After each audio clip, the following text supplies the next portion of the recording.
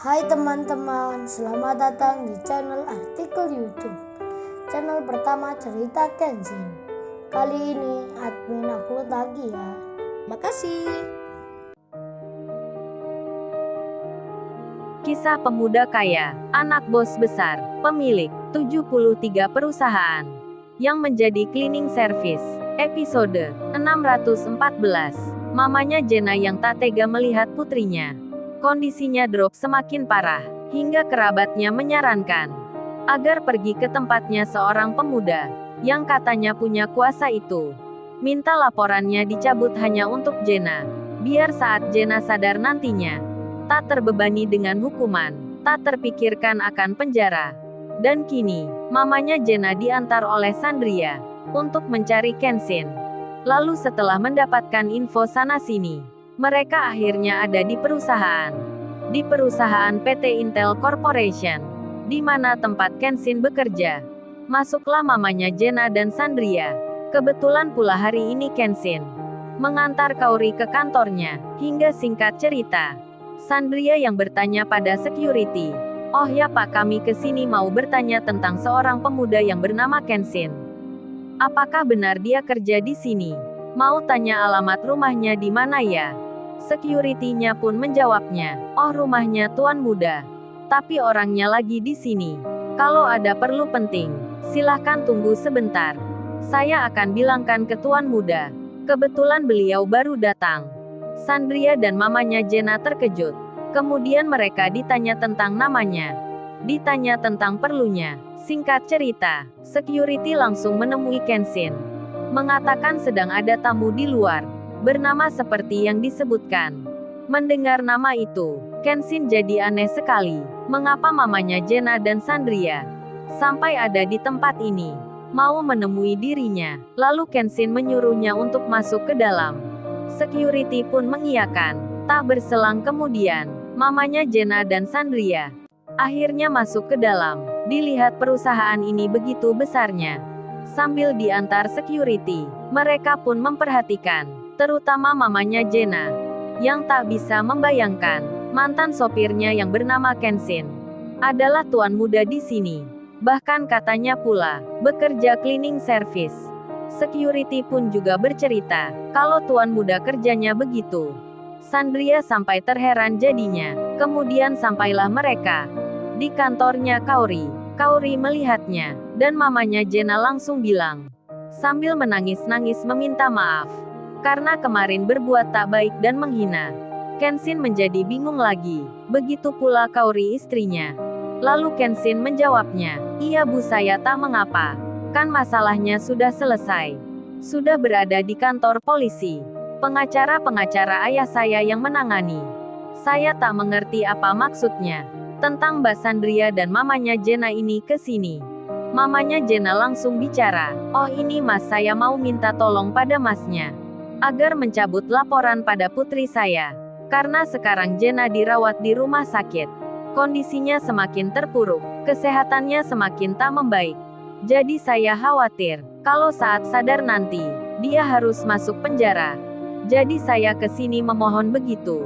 Tolong pandang saya sebagai seorang ibu yang sedang kasihan melihat anaknya." Mamanya Jenna bicara sambil memohon-mohon pada Kenshin. Kenshin pun menolaknya. "Jangan begitu Bu, saya ini bukan pengacara, bukan pula orang hukum, jadi nggak bisa menghentikan proses di kantor kepolisian. Lagian memang kalau orang bersalah, ya memang harus mempertanggungjawabkan salahnya." Kenshin menolaknya, tapi Kaori malah menegurnya, "Say, kamu bicara apa sih? Masa ada orang tua yang meminta begitu? Kamu kok bilangnya tak sopan? Pokoknya kamu harus menolongnya." Kenshin menjawabnya, "Bukan aku tak mau menolong Kaori. Kan hukum itu harus adil. Nggak bisa diminta dengan mudahnya. Meski orang kaya sekalipun. Kalau salah ya harus dihukum. Sekali-kali nggak boleh minta keringanan. Itu namanya mempermainkan hukum. Nanti bisa dibilang nepotisme dan kolusi. Sedang kalau orang tak punya, mereka sering langsung dihukum." Kenshin benar bicara begitu, terlebih setelah apa yang dilakukan mamanya Jenna ini, yang bersikap sombong sebelumnya. Kenshin ingin memberi pelajaran sebentar, termasuk dengan Sandria yang di sini. Namun Kaori tetap saja bicara. Udah say, kamu nggak usah bilang rumit-rumit segala. Kan masalahnya ada di kamu. Kalau kamu memaafkan itu selesai. Kan cuman itu saja. Lagian hanya untuk satu orang. Bantu aja ibu yang sudah kesini. Kasihan beliau ini. Kamu sayang nggak sama aku? Kenshin menjawabnya. Baik Kaori, aku sayang sama kamu. Demi kamu aku akan laksanakan perintahmu. Sambil Kenshin hormat ke Kaori. Bercanda pada istrinya. Sandria dan mamanya Jenna melihatnya. Bahkan Sandria berkata dalam hatinya. Rupanya cowok ini adalah tipe suami-suami takut istri. Lucu juga ya sikapnya. Tapi asyik juga nih. Kalau punya suami kayak begini. Loh Sandria, jangan-jangan bilang begitu. Emang kamu siapa Sandria? Mau juga ya sama Kenshin? Kemudian Iwan dan Ririn datang. Masuk ke kantor itu, Kenshin dan Kaori menyambutnya. Karena tadi pagi sudah janjian. Dan Iwan langsung bicara. Waduh bro, lu ternyata baik-baik saja. Aku kira kemarin ada yang mengeroyokmu. Memang siapa orang yang berani begitu? Kurang ajar sekali. Di saat gua pulang ke desa, ada yang berani bikin masalah denganmu. Belum tahu apa nama Iwan.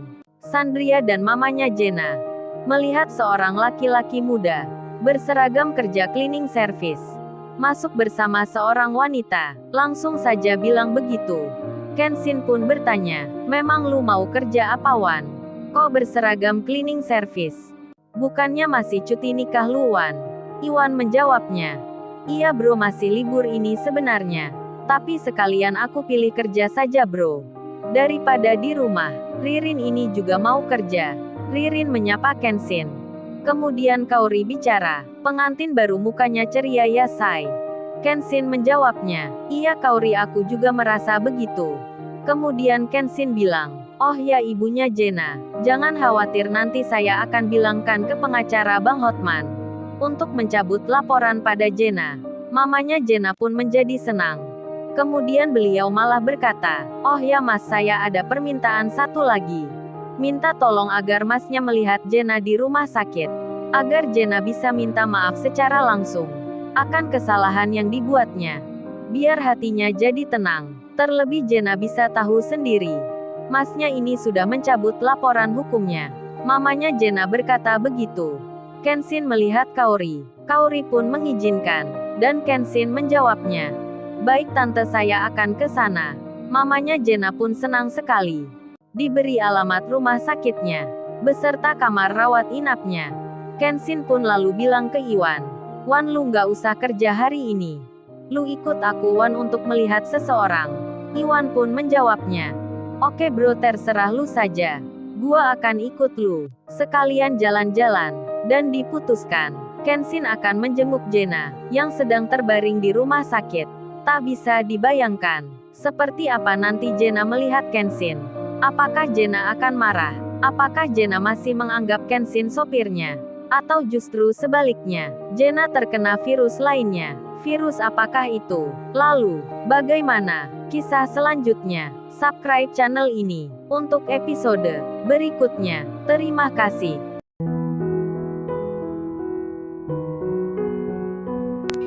Jangan lupa ya guys, untuk kelanjutan ceritanya ada di Artikel YouTube. Jangan lupa subscribe ya guys. Dan tekan notifikasinya.